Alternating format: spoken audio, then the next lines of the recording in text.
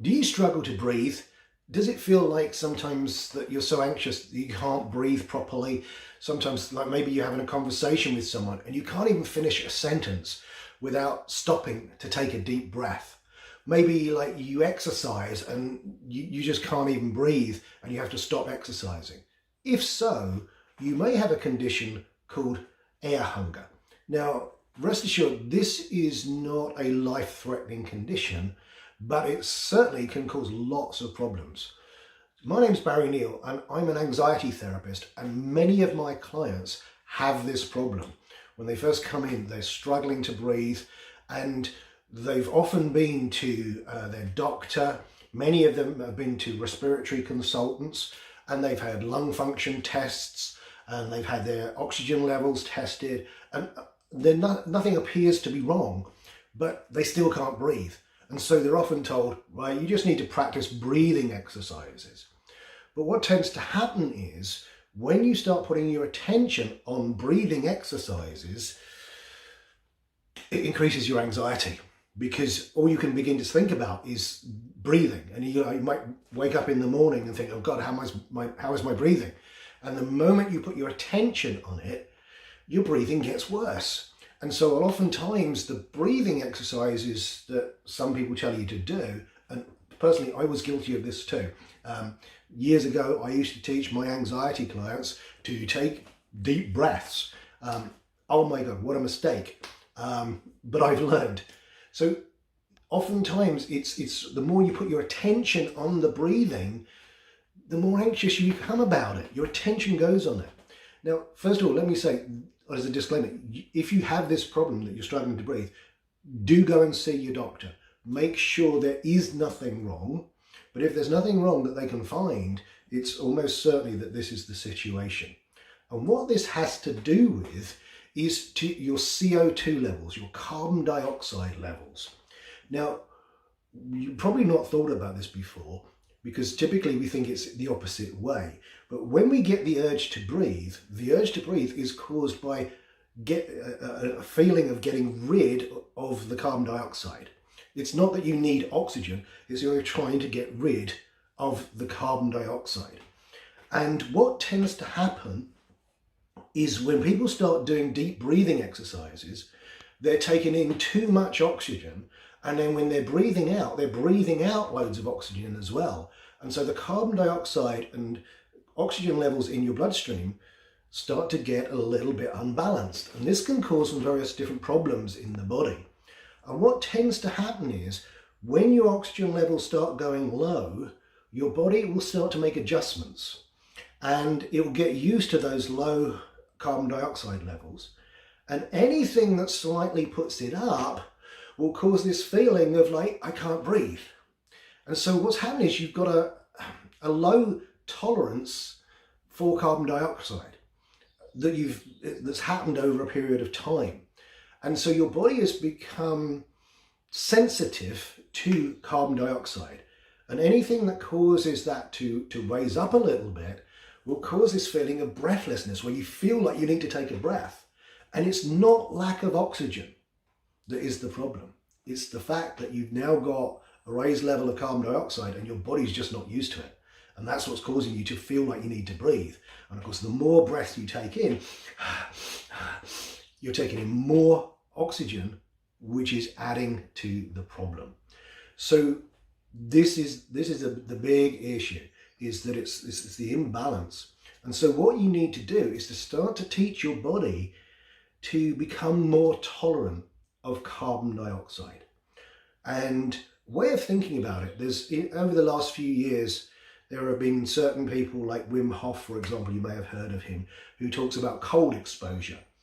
And I want you to think about it like this, and I'm not telling you need to go and do this, but just as an example, what the advice is, if you're going to start doing cold showers, you don't start off with 10 minutes in a cold shower, because you probably freeze to death and have hypothermia, because your body's not adjusted to that amount of cold.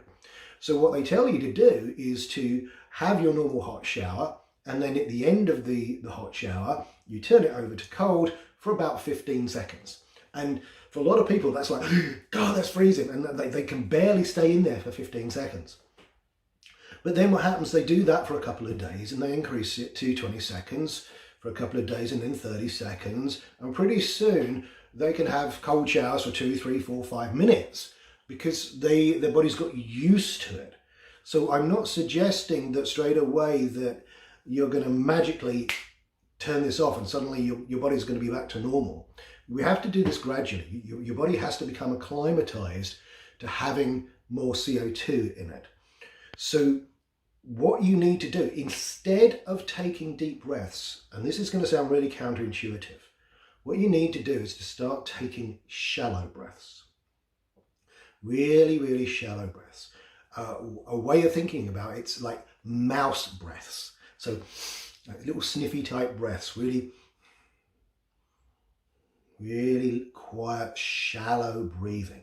Now, this research has been carried out by Professor Alicia Muret at the Methodist University Hospital I think it's in Detroit in the US. And she uses a thing called a capnometer, which people breathe through, which measures the level of carbon dioxide to oxygen levels. And she found that if people slowed down their breathing to very shallow breaths, within 30 days, it stopped all the anxiety and panic attacks. So this is really, really useful. So you need to start taking shallow breaths. So instead of whenever you start getting tense or whatever, and you feel like you can't breathe, start taking deep breaths. Don't do that. Just start relaxing and taking shallow breaths. So here's exercise that you can do, because what you want to do is to train your body to become accustomed to carbon dioxide, to an increased level of carbon dioxide. So how are you going to do that? Well, first, here's a little test you can do. And I do this a lot of times with my clients. And that is just take a normal breath. As you exhale, just then hold your breath. Now you can pinch your nose or you can just hold your breath and just see how many seconds. So typically I've got a timer on my watch. So if I was to do it right now,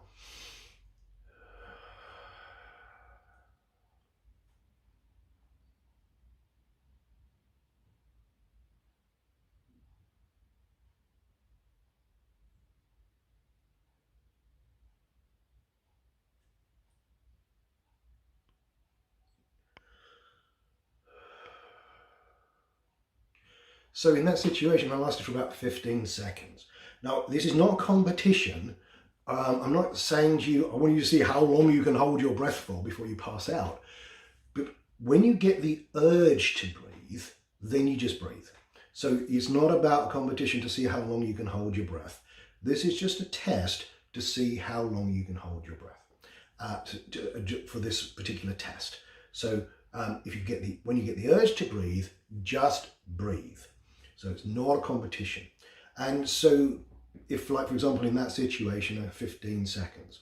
Now, some of the clients I see, they can barely hold their breath for 5 seconds.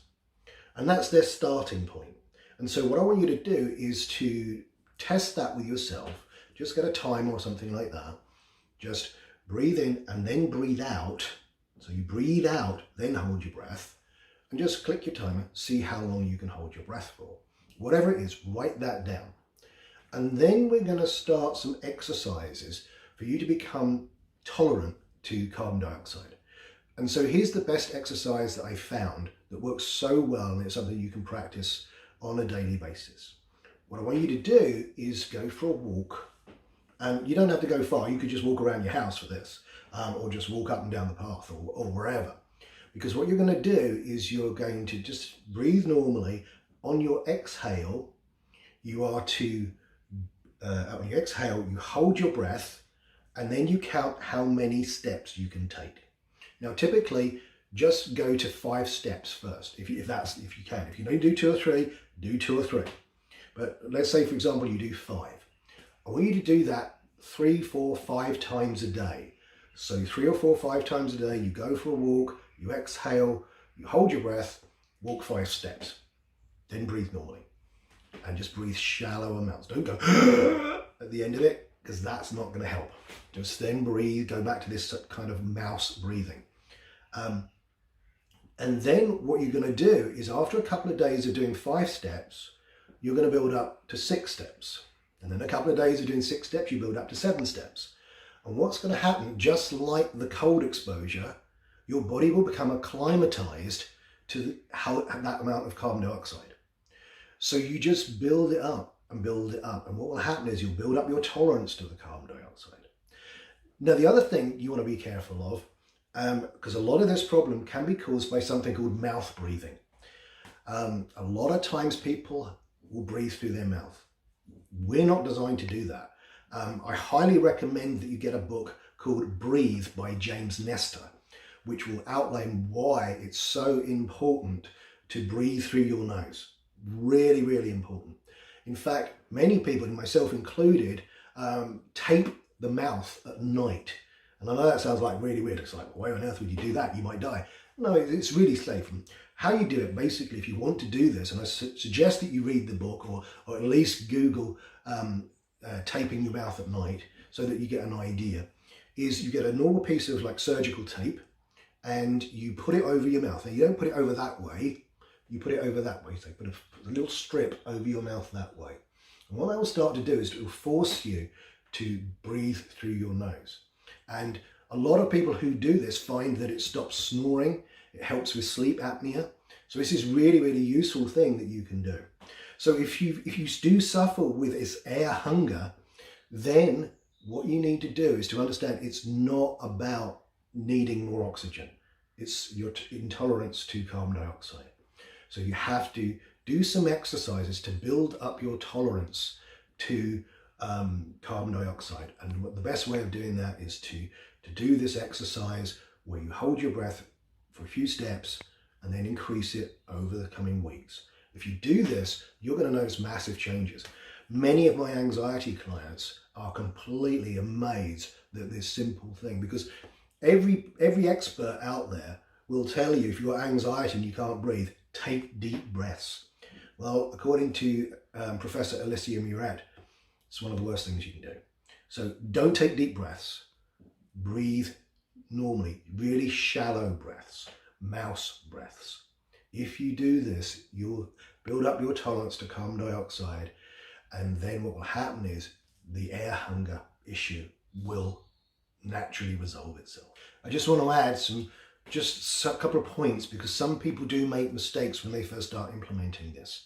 The first thing to really be aware of is you hold the breath on the out breath. If you hold the breath on the in breath, it's not going to work. The second thing people do is they hold their breath too long, so that when they then start breathing again, they can't maintain the mouth breathing. So what tends to happen is that they hold the breath and then that's too long. That's not going to work. So that's really important. The other thing is that some people try to progress too quickly. And so they add steps and really, really quickly. You need to do this gradually. If you do this gradually, you'll notice massive, massive changes. So just be aware of those 3 points when you're doing this, and it will work dramatically well. So have a go with this. It does take some practice. If you have any questions, leave them for me in the comments below and let me know of your progress. But this can be really, really life-changing. If you do this, it will change your life. There's no question of it. So please practice it and let me know how you get on.